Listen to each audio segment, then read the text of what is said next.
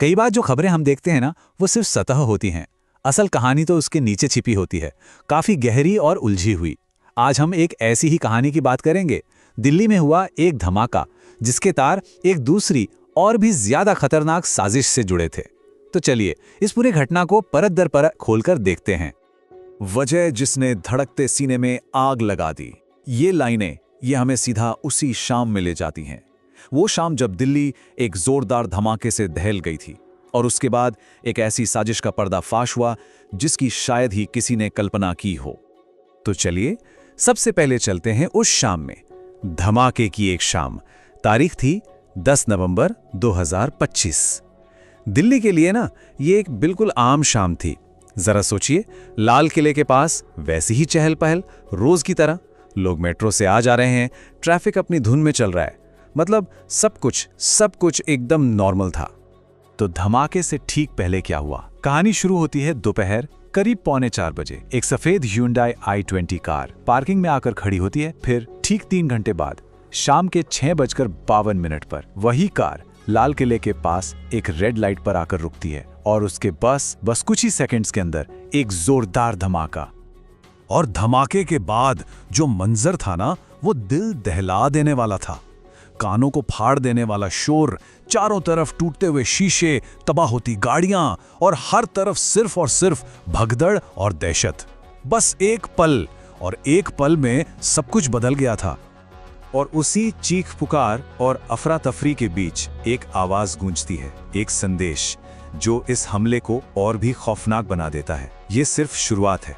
मतलब साफ था, ये कोई अकेली घटना नहीं थी, ये तो एक बहुत बड़ी साजिश की बस पहली कड़ी थी। शुरुआती खबरें जब आनी शुरू हुई तो पता चला कि इस धमाके में कई लोगों की जान चली गई है और घायलों की तो कोई गिनती ही नहीं थी। तबाही का आलम ऐसा था कि आसपास की गाड़ियां, दुकानें सब बुरी तरह बर्बाद हो चुकी थीं। नुकसान इतना ज्यादा था कि उसका अंदाजा लगाना भी मुश्किल हो रहा था। अब आते हैं कहानी के दूसरे हिस्से पर, खौफ का दूसरा चेहरा।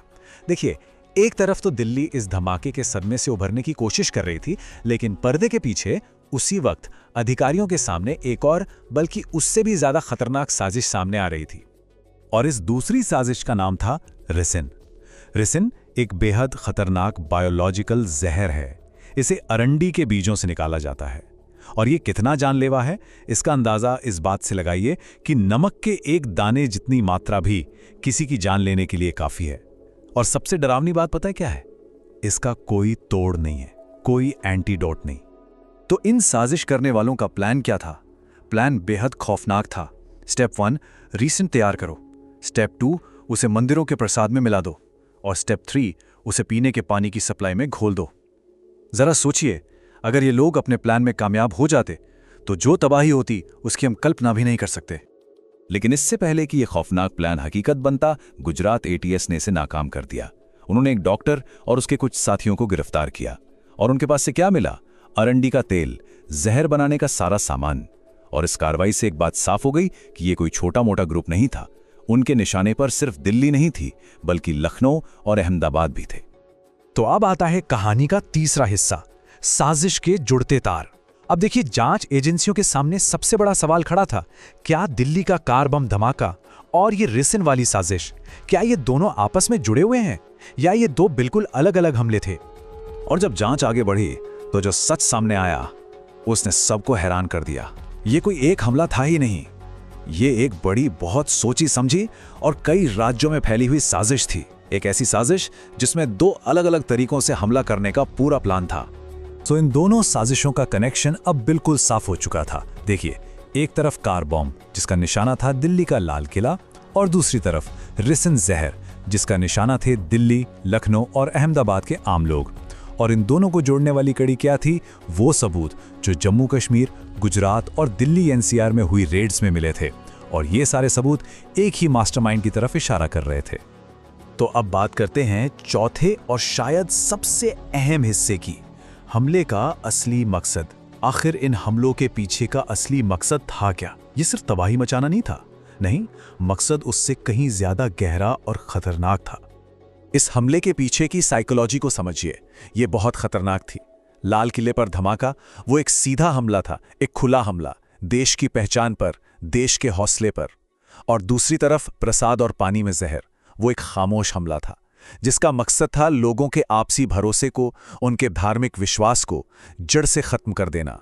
मतलब एक हमला जिस्म पर तो दूसरा समाज की रूह पर। और इन दोनों हमलों के जरिए वो एक सीधा और साफ संदेश देना चाहते थे, और वो संदेश था, हम कहीं भी कभी भी हमला कर सकते हैं। उनका मकसद था एक ऐसा खौफ पैदा करना कि कोई भी कहीं भी खुद को सेफ महसूस न कर पाए। और अब आते हैं हमारे आखिरी हिस्से पर, पर्दे के पीछे की जांच।